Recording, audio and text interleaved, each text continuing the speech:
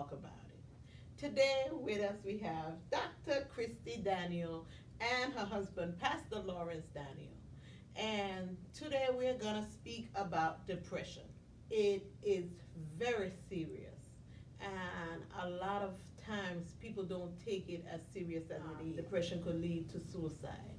Unfortunately, it does get that serious. And so depression is defined as a common mental illness that causes you to be sad, experience feelings of hopelessness and helplessness, and it affects the way you think, the way you feel, and the way you act. And so we're going to start off by asking, what are some of the causes of depression in your opinion? Well, I think when you talk about depression and some of the causes of depression, if I understood you correctly, you can say some of the causes of depression could be person having a chemical imbalance in their system.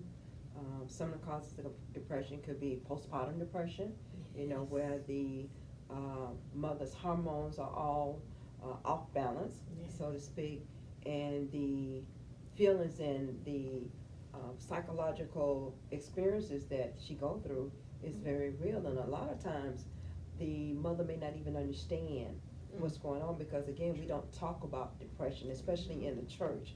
We tell them to pray about it and God will take care of it, and not really taking the individual and their symptoms seriously. So I think some of those things that I just talked about could be causes of depression, and then when you compound that with substance use, that can also be another layer that may impact the individual in terms of feelings of depression. I think, unfortunately, as you said, it's real and it's serious, and people don't take it as serious when they see some of the symptoms. People just play it light. Just tell people, cheer up. It's gonna be okay. Pat on the back. That's it. I cured your depression. When actually, and we talk. It's mental, and some people have a hold on it, but then they get themselves in, or I should say, they are put in predicaments that push them over the edge. Some people are coping, and then I know one thing, and in criminal justice we study this, but one of those things, Christmas time. That's not that fun time of year for everybody. You've got parents trying to figure out how they're going to get one toy for a child, and sometimes that's enough to push them over the edge into depression. They see some other kid happy and they wish they can do for theirs. So it has to be taken seriously. And when somebody says, "Oh, I'm feeling down," go ahead, probe a little more, see if they're depressed. I was looking into some of the symptoms of it. Imbalance when eating. Sometimes they eat more, other times they don't eat at all. Mood swings. Crying. I was like, gosh, aside from describing every Redskin fan I know, this is serious. And so, yes, sir, it is. But it needs to be taken seriously, and a lot of times as a society, and me included, we take it a little lighter than we should. We need to really probe and see what's needed. Yeah, because one of the major causes of depression is grief or loss. And when I say grief, people immediately go to someone dying. But that is not the only definition of grief. You could get grief from the loss of a job, the loss of a relationship, whether it be your best friend, you're not speaking anymore, your spouse, you broke up, divorce, boyfriend and girlfriend, and that, all of these things, you experience a sense of loss. And when you experience a sense of loss, you grieve. And when you start grieving, if you don't grieve and express yourself or let it out, sometimes we have a habit of suppressing, and suppressing only makes it worse. It turns into depression. And when it turns into depression, it's really downhill from there if you don't seek the appropriate kind of help.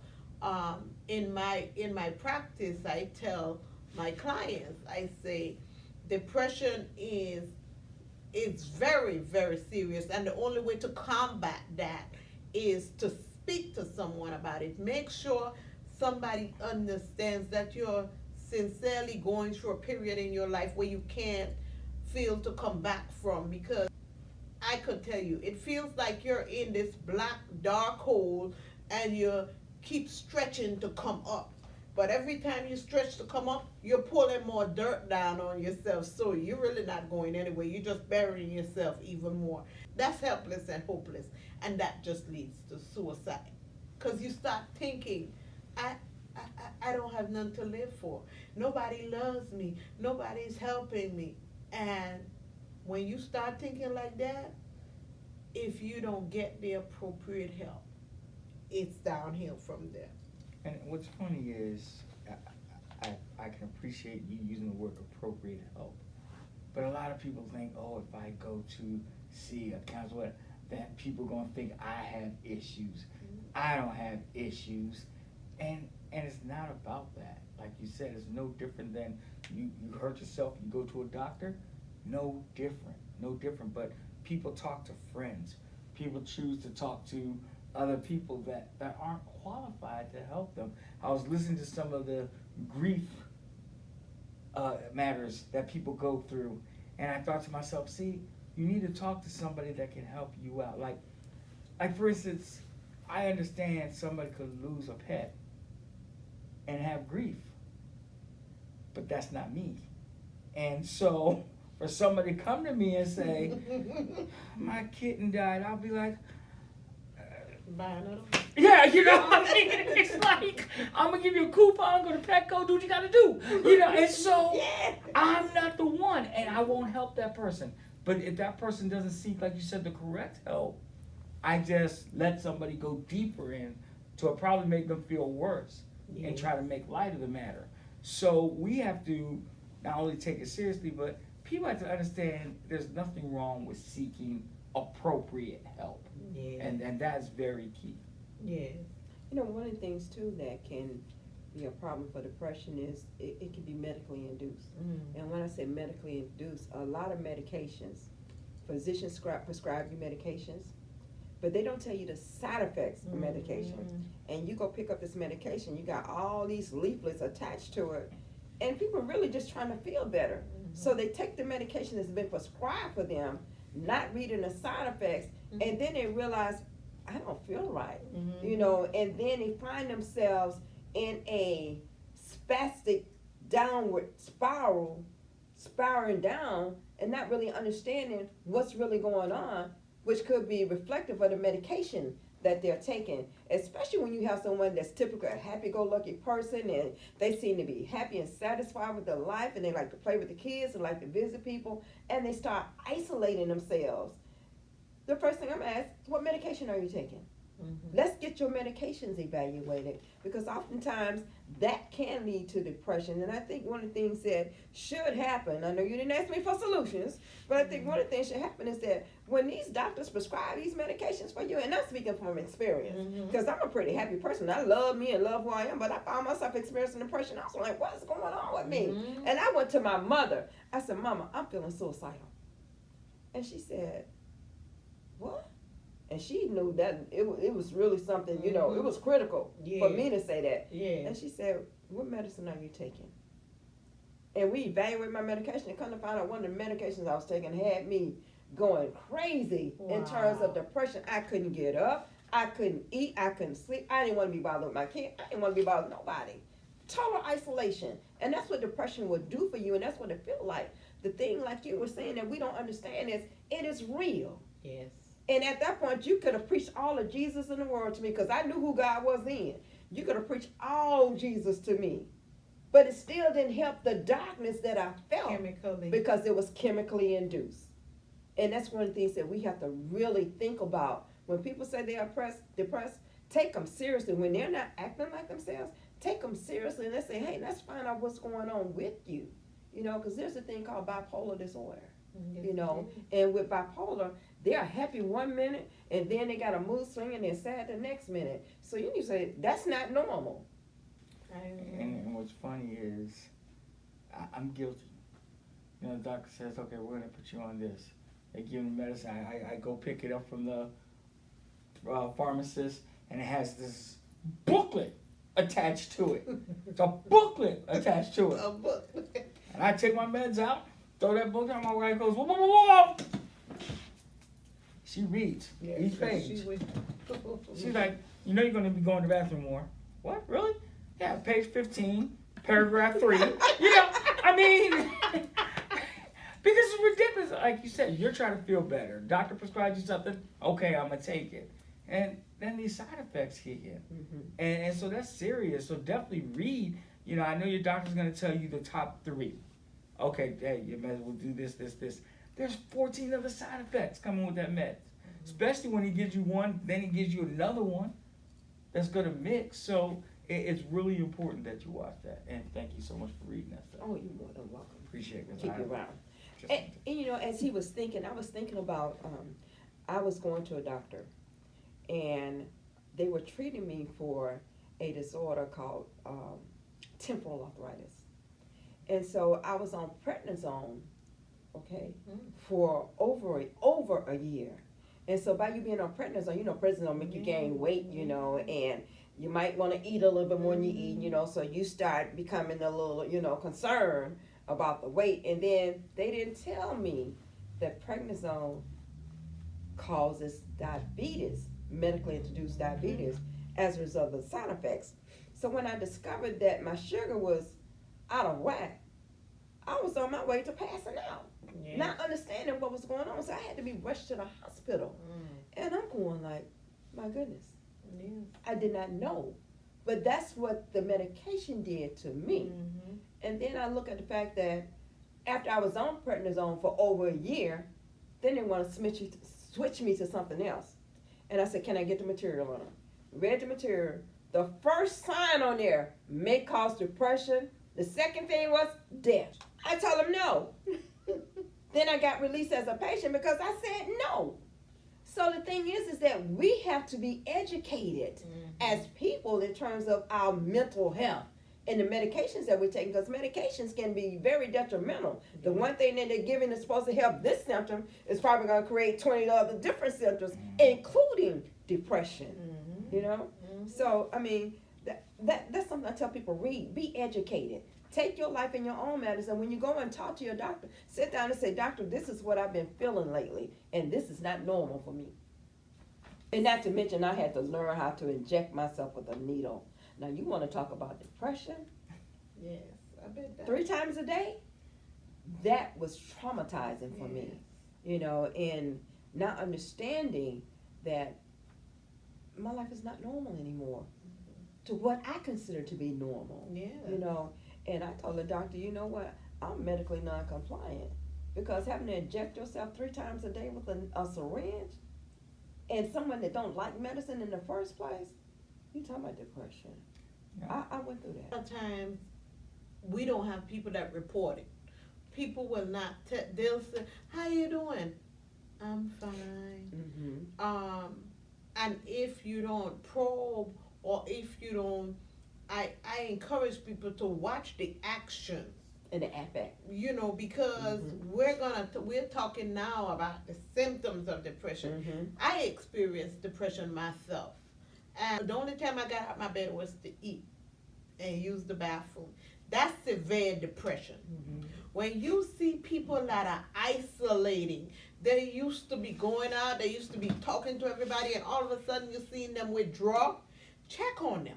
Find out what's going on, because these symptoms of depressions are real. They're not okay. That's not the norm. And you know, as I was listening to you talk, Dr. James, I know you know God. And I know you know who God is.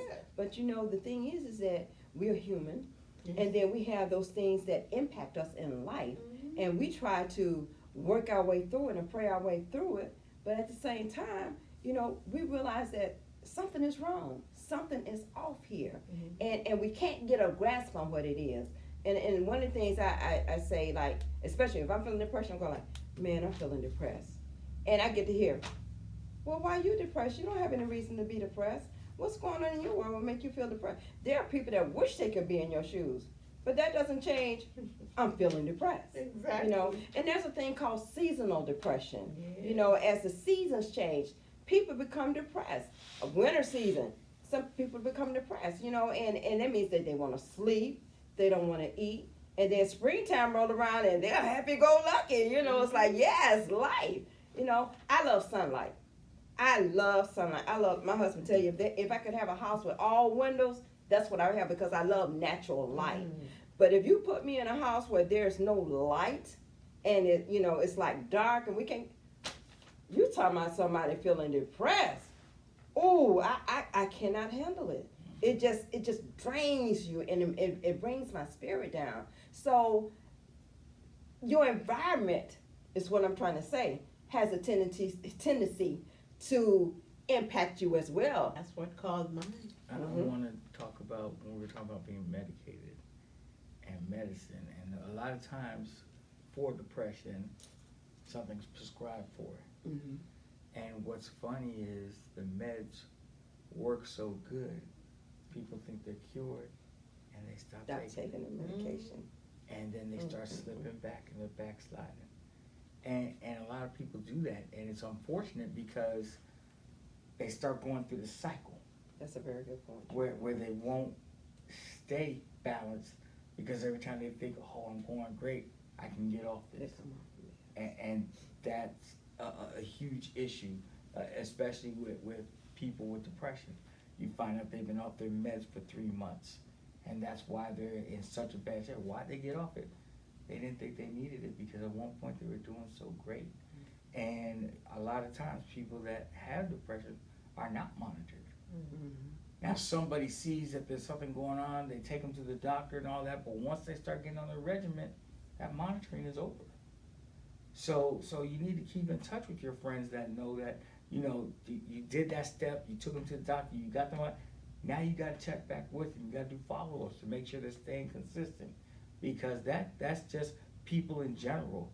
When they feel better, they stop taking whatever meds they were taking. Like she said, I knew God because guess what? The only place I went was church. Mm-hmm. Right. I didn't go any place else but church.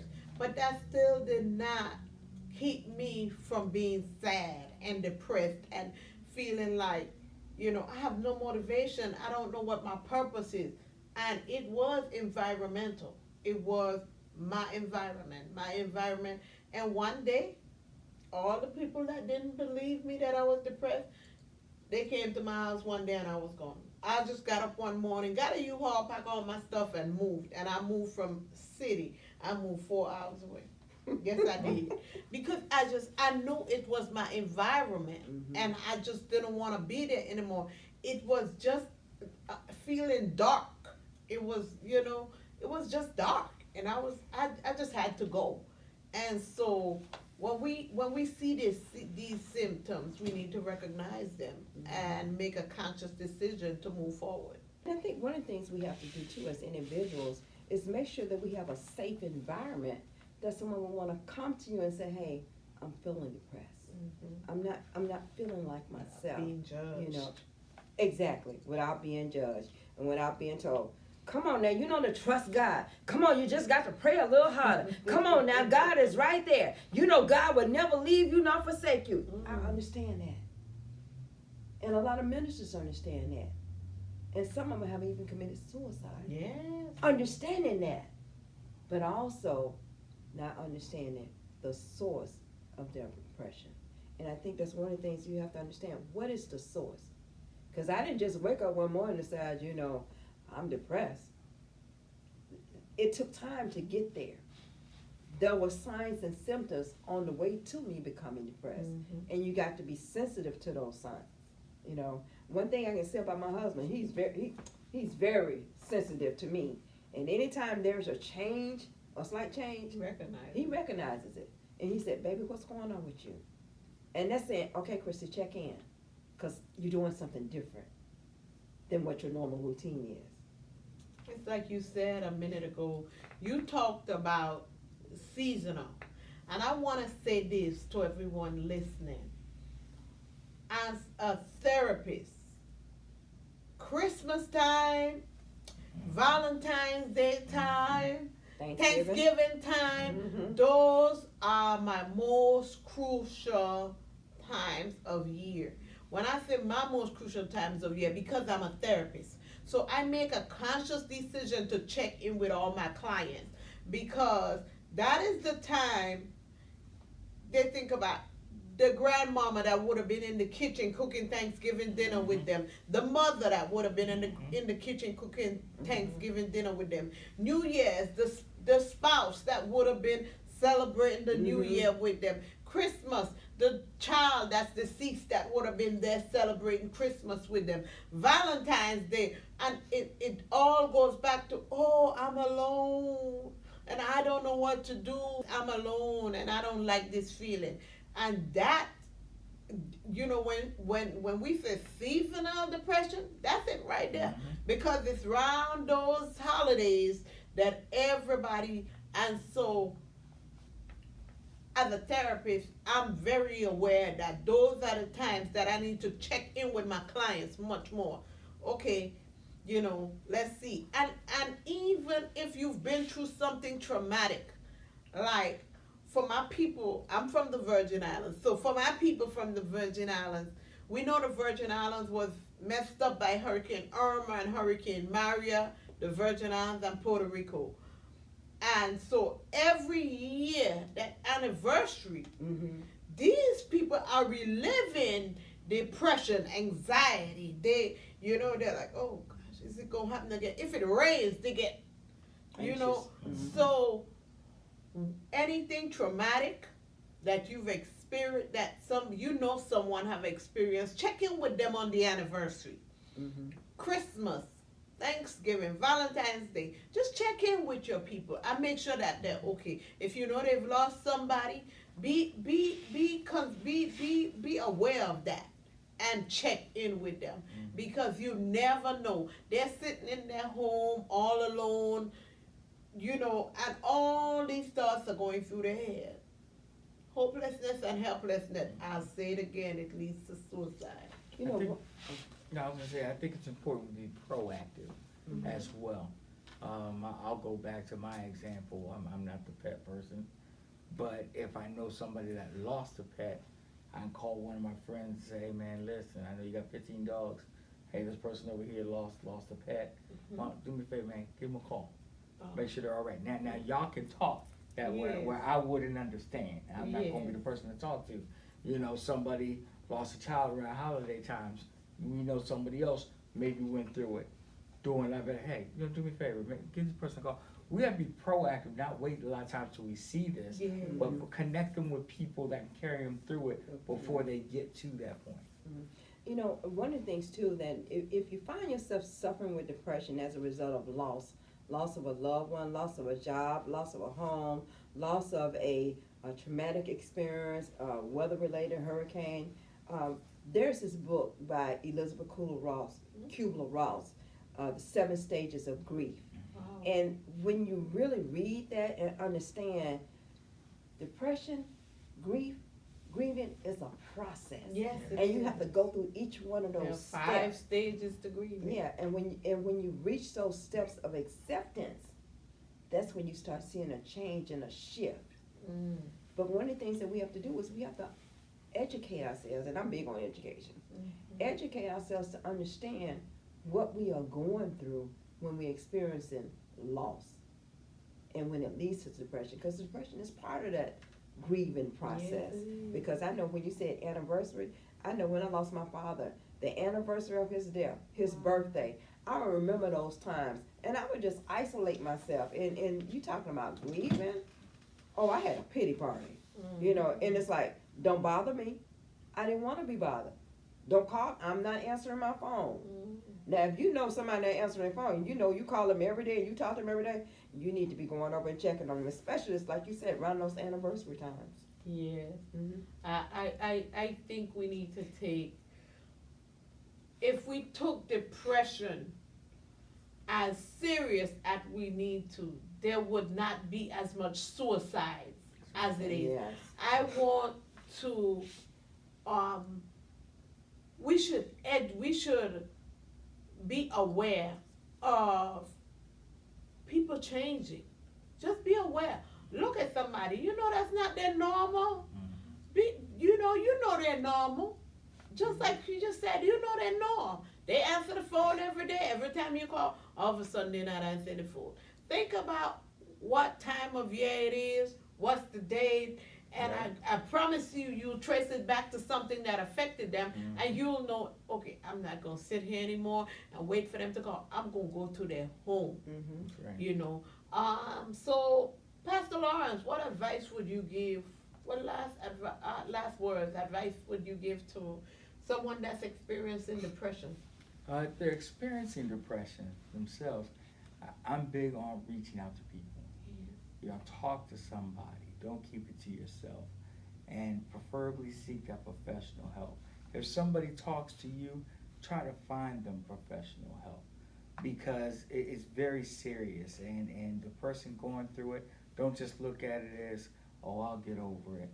You know, because it's unless you do something about it, you won't get over it. And so just take it seriously. Depression is real.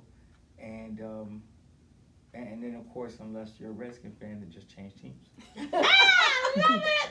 I love it! Dr. Christie, what would you say? I think my advice would be that if you're experiencing depression and if you're taking medications, have your medications evaluated. And if your medications work okay, then I would say go to the doctor and get some blood work done and make sure that there's no chemical imbalance that's going on in your body, and then get help that way. And don't be afraid to go to see a professional. There's no shame. And do not allow yourself to be guilt or shame into not going. That's right. That's where the shame comes in if you don't take care of yourself. That's right. I would suggest that you seek out help and do what both of them said. There are many therapists out here. If you can't afford one, find out the resources in your area where you could reach out to someone. And now we've gotten more modern. We have telehealth. Telehealth, I look at you on a screen, you look at me on a screen. I don't have to see you face to face. You don't have to see me face to face. And if you don't want to look on the screen, we could just talk and we don't have to see each other. But that way you're getting the help you need without you feeling uncomfortable or having to go through anxiety or whatever for going in front of someone and speaking how you're truly feeling what you're going through. So that is it for today. And we thank you so much for tuning in to Let's Talk About It. Again, with Dr. Gail James, Dr. Christy Daniel, and Pastor Lawrence Daniel. Have an amazing day. If you want to reach me, you can reach me at www.drgailjames.com or www.sanctuaryofchange.com. We'll be awaiting your questions or your inquiries. Have a blessed and amazing day.